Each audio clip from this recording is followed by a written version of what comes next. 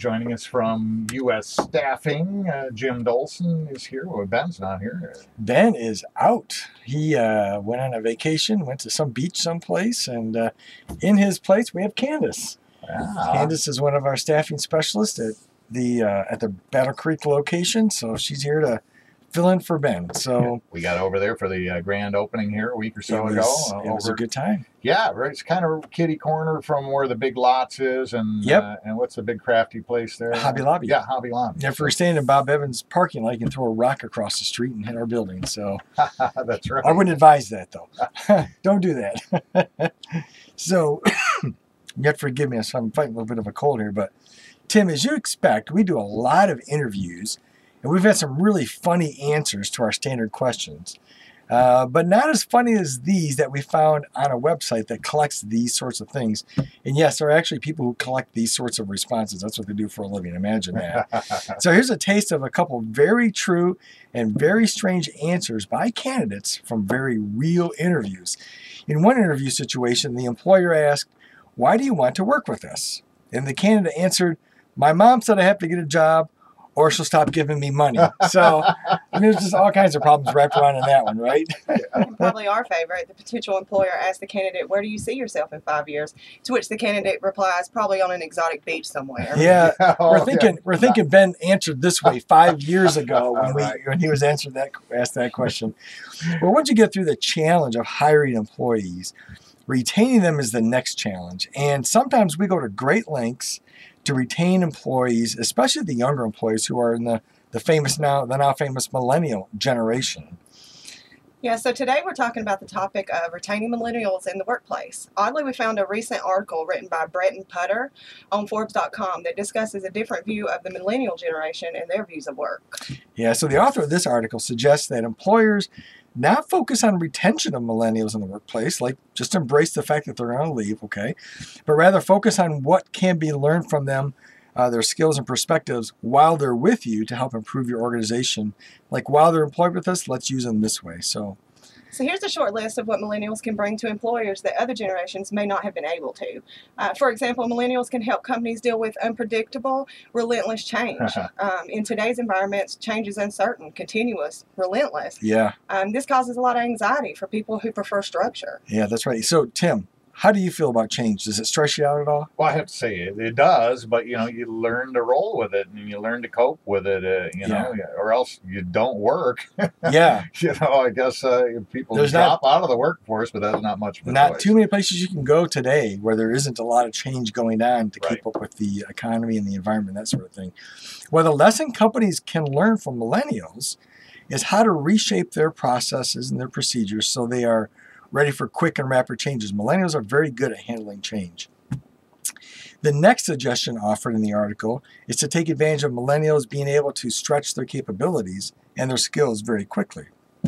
So, using their mobile devices, for example, this generation can quickly rack up hours and hours of trying out new business models and accumulating business experiences. They can do it all very quickly. Yeah, the lesson we learn is that companies create an environment that allows younger employees the opportunity to stretch beyond their baseline skills. Another area that millennials are really good at is seeing through the less than genuine mission statements that companies sometimes put out. This generation of employees want to know the mission statement is authentic and actually being lived out. Yeah, so Tim, you've probably seen mission statements just on the wall someplace. That's kind of what we're talking about. Right. In fact, to improve our own company, U.S. Staffing has changed its mission statement to be more in line with kind of the new direction that we're going.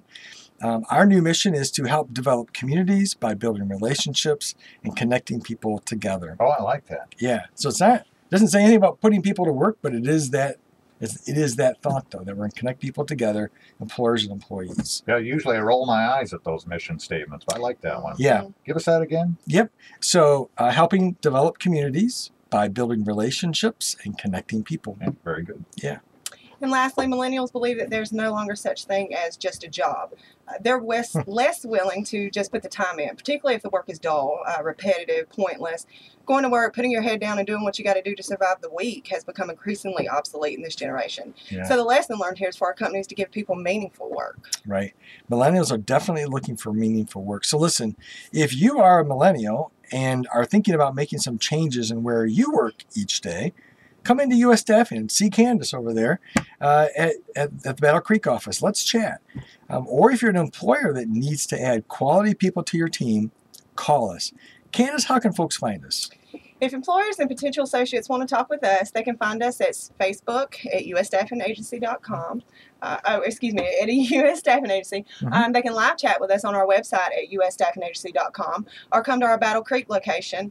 We're at 5420 Beckley Road, Suite C, and our phone number is 269-589-6507. So stop by and see us. Well, we will, and you know, I had a recent occasion to sit with a table of millennials at my wife's office party. Okay.